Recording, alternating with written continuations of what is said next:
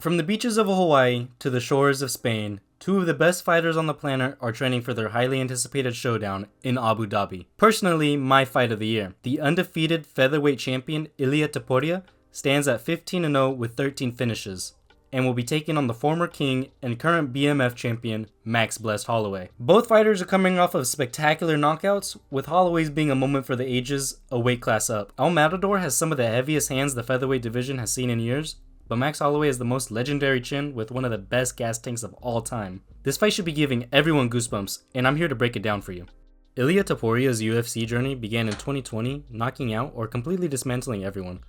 His toughest fight came against the 6'1" Jai Herbert, who had an 8-inch reach advantage over the Spaniard. This was when Topuria decided to move up to lightweight, getting dropped by a head kick less than a minute into the first round, something we have seen Holloway used to drop Volk in their second fight. And despite being known in the UFC for his heavy hands and his knockout power, Topuria has a background in Greco-Roman wrestling and a black belt in Jiu-Jitsu. And using his grappling skills, he was able to hold on to Herbert long enough to recover and eventually take the larger man down. Once the fight got taken back to the feet, Topuria began to wing punches, getting his mouthpiece knocked out twice from Herbert.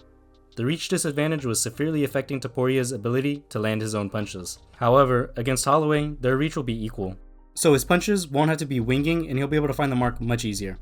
Coming off the stool, Topuria began to pressure and utilize more head movement, where he was able to trap Herbert and use his signature combination, the body hook into the overhand right.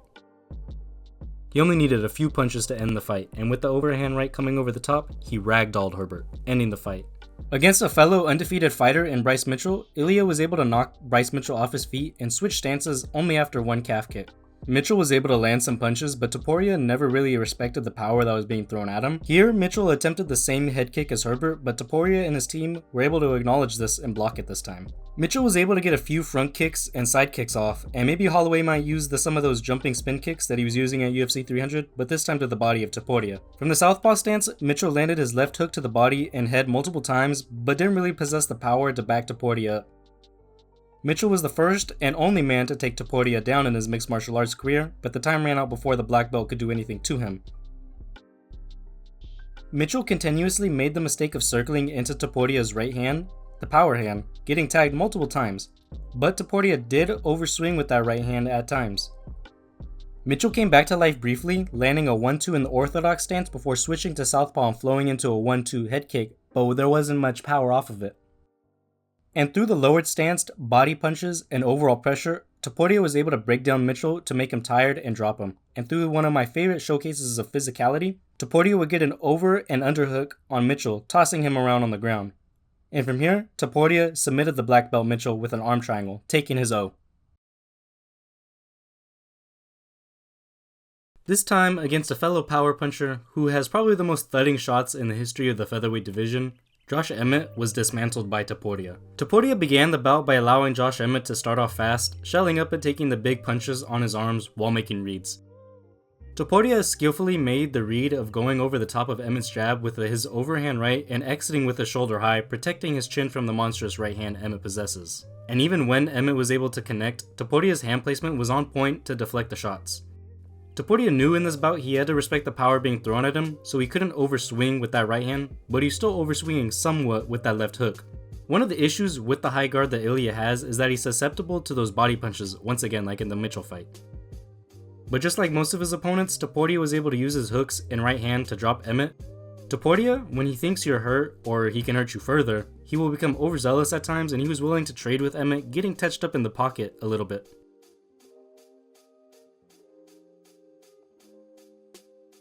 After 3 rounds, Topuria seemed to slow down just a little bit, but switched from the power shots to jabbing and pivoting away, managing his gas tank.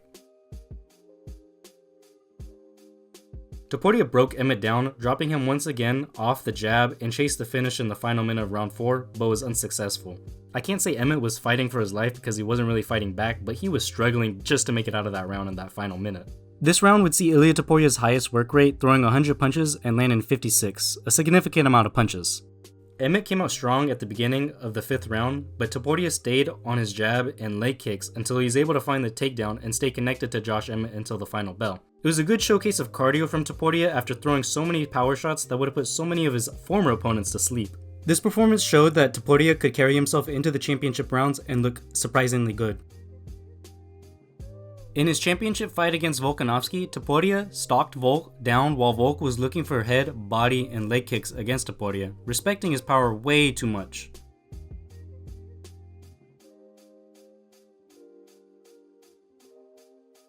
Topuria would use step-in feints to pressure the kicks out of Volk. Topuria, using his own leg kicks, spun Volk around also. Topuria would land a few more, and Volk would have to start moving somewhat awkwardly and switch stances after these started to land.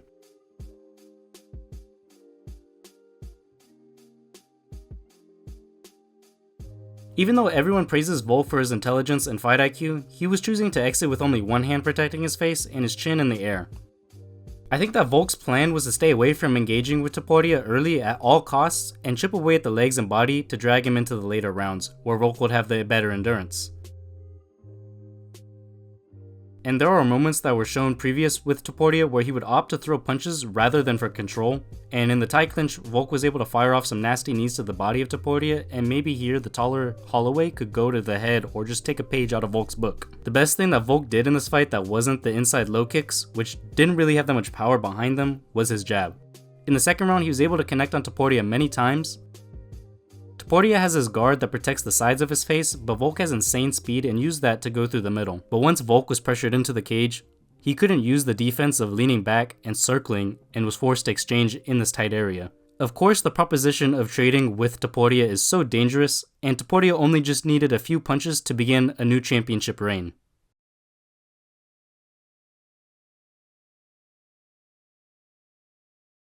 Max Holloway is coming off the most electrifying knockout of the year, if not ever. He never has any doubt in his mind and comes to bang every time, but going into this, he has to be the more confident man after dominating and knocking out Gaethje. And even after the knockout, Topuria seemed like he was spooked. Guys, there's an El Matador.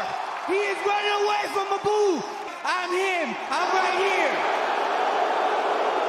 Max, it was one of the most special performances I've ever. Of course, this was a weight division above where Holloway was able to fill his body up and he seemed like he had more pop in his punches rather than when he was down fighting at featherweight. Holloway was able to get out of the way of most of Gaethje's biggest shots, taking a page from Topuria to even shoulder roll.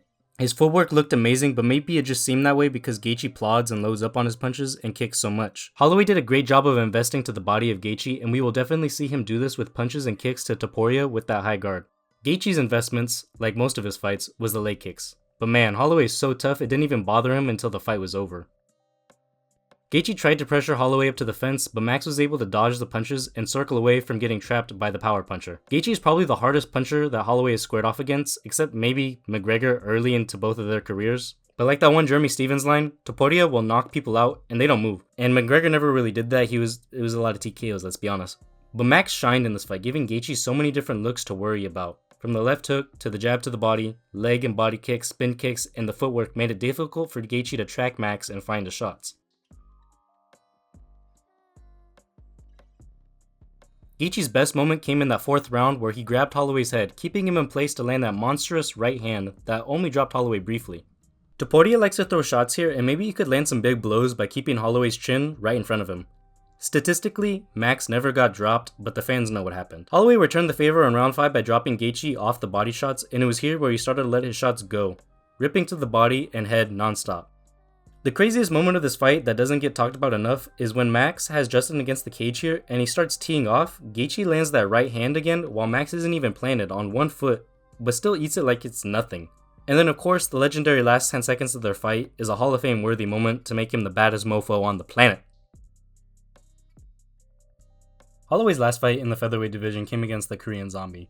Being in the smaller weight class means that these fighters are going to be just as fast as him, where in the BMF title fight, Max was clearly quicker than Justin. Once again, Zombie tied up with Max but didn't really want to stay there with him. The Zombie timed one of Holloway's leg kicks with a good jab and attempted to follow up with swinging big, but you can't expect a jab to significantly stun Max.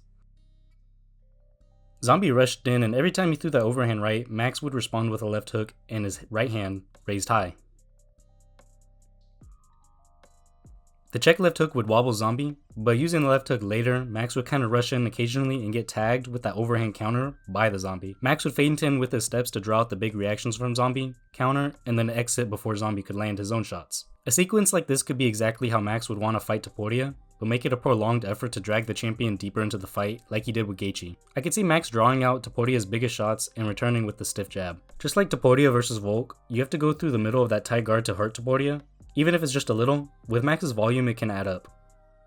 Zombie did well feinting low to jump high with a left hook, but Max dropped him in the next exchange, and this is why everyone loves him. Rather than trying to hurt the legend, he tries to submit the black belt, but ultimately fails. If Max ends up dropping Topuria, he definitely won't be giving him the mercy or the ability to recover. When they stood back up, Max would slip the overhand and angle away, but get tagged from a big left hook. He has to be careful against Topuria and leave space completely. Once the third round began, Zombie knew he couldn't fight at this pace, or he was going to continue to be picked apart. This is where he decided to lay it all on the line against the former champ. But Max stayed smart, fading away with his check left hook, slipping to the left of the overhand right and countering like he was doing since the beginning, staying with the game plan. Zombie would land one uppercut in the clinch and emptied the tank until Holloway landed his final blow, but somehow still not the final blow of the fight. Holloway's key to victory here was patience and drawing out the looping punches of the Zombie to counter intelligently. The check lift hook and slip counters did him wonders in the bout, ending the Zombie's famous career. Since losing to Conor McGregor in 2013, Max Holloway has only lost to one man in the featherweight division, Alexander Volkanovski, on 3 separate occasions. The trilogy bout being the most one-sided out of all of their fights. The man Volk was on one that night. His speed looked ferociously fast, darting in whenever Max would throw a leg kick to tag him with that quick right hand, even acknowledging to Max that he was simply too fast to keep up with. Using the jab, Volk would leap into Max where they would clinch, and just like I mentioned before, Topuria could come over the top with his insane fight-ending power to hurt Max. It wasn't the insane speed that was giving Max the issues, it was the combination of Volk throwing at like 70% speed and then switching up full speed on some of his combinations. This rhythm offset Max to where you couldn't really find the timing of the speed and was stuck trying to figure out when Volk would fully commit coming off the feints. Volk did a good job of not letting Max use one of his best weapons, the volume. He would fire off a shot and exit rather than staying in distance where Max could attack. Getting back to space every time helped to reset the action. Volk was able to read Holloway because Max didn't feint enough in this fight, so Volk saw every attack coming from a mile away. The last 2 fights I spoke about for Holloway, he made the adjustments of feinting. Going into Volk fight number 3, Max was coming off his best performance at the time against Calvin Kattar, and then the war against Yair Rodriguez. In those fights it was a lot of volume and perhaps he was looking to overwhelm Volk like he did with them. And then once Volk split Holloway's face open, it was kind of downhill from there. Some of Max's best combinations, even when he was getting pieced up, was 3 to 4 strikes and then finishing with a head kick. The problem was that there just wasn't that much sting off of these strikes. And I think that that's a problem for Max down at featherweight. Apart from the 36-year-old Korean Zombie who had been competing professionally since he was 20 years old, going through wars, Holloway's last KO was against Aldo in 2017, twice. And then he overwhelmed the drained Anthony Pettis who couldn't make weight, Charles Oliveira esophagus tore or something in their fight, and then he got a couple of knockouts in 2014. The evidence just shows that at featherweight, Max's power is not there, but the volume very much is so. So, after all this data and fight analysis, who will be the featherweight champion by the end of the day on October 26th? Max Holloway is one of my favorite fighters, if not my favorite fighter on the roster after UFC 300, and I found out to never count this man out. But I don't like his chances against Topuria.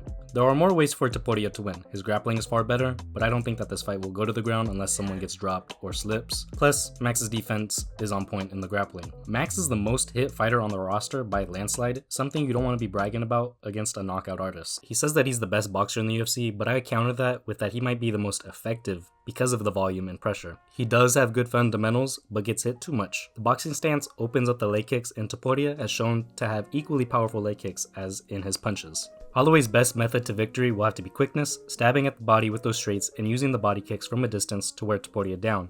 Use many feints to draw out the large reaction from Topuria. Never get put on the fence where Topuria can trap him to end the fight, and jab constantly through the middle of the guard. I will be the most surprised Max Holloway fan if he ends it before the championship rounds, but I don't even think he finishes this fight. He could though, especially when Topuria gets overconfident where he starts swinging big, counter on the overextension. But Topuria shows improvements from every single fight in his striking. Topuria's method to victory should be to mimic Volk and an aspect of Gaethje with the leg kicks. Be quick, fire off a few shots, but don't load up or stay in space with Holloway. Land what he needs to and exit. If Holloway follows, which he usually does, fire the jab or leg kick off. Eventually, get Holloway on the fence where you can land even more lethal blows, either to the body or the head. In the clinch, Topuria could throw a big right hand over the top. They probably will get into the clinch due to the fact that Topuria does throw his whole body into some of his punches. So, my final prediction for this fight will unfortunately be Ilia Topuria. I don't know the method to victory. History says a decision, as Max Holloway is probably the most durable man in combat sports today. Pound for pound, one of the best ever. Topuria is just the younger generation. Despite Holloway only being 32, he has a lot more miles and wear and tear on him. But Topuria's hubris could get the better of him. He does seem like he's playing into the aspect of building the fight up, but the man says things sometimes that makes me think his ego is massive, and his fighting style reflects that. That being said, he is so skilled and his power has carried him most of the way. That is what is so intriguing about this fight, the insane power versus the legendary chin. I hope that Maximus Holloway, the man that was laser focused and put on a near shutout at UFC 300, shows up and beats the champion, but I don't see this outcome playing out. Let me know what your opinions are on this amazing fight and who your picks are going to be. It's going to be a good one for Abu Dhabi. I'm jealous that I can't be there watching live. And with that being said, thank you for watching and peace out. See you at the fights.